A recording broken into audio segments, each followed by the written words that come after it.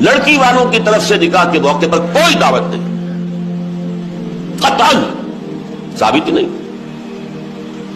شادی کی دعوت صرف ایک ہے اور وہ ولیمہ ہے، صرف ایک۔ اور دیکھیے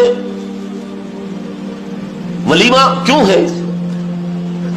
لڑکا جو ولیمہ دیتا ہے اس لیے کہ اس کا گھر آباد ہوا ہے، اس کے ہاں اصل خوشی ہے۔ لڑکی والوں کے ہاں خوشی نہیں ہوتی۔ زیادہ سے زیادہ آپ کہہ سکتے ہیں سائی آف ریلیف، کہ ایک ذمہ داری کا بوجھ تھا آج وہ اتر گئی، اللہ کا شکر ہے، بس خوشی ہو سکتی ہے۔ گھر سے بچی نکل رہی ہے، کوئی جانور بھی 6-7 سال آپ کے یہاں رہ جائے تو آپ کو اس سے کتنا انس ہو جاتا ہے۔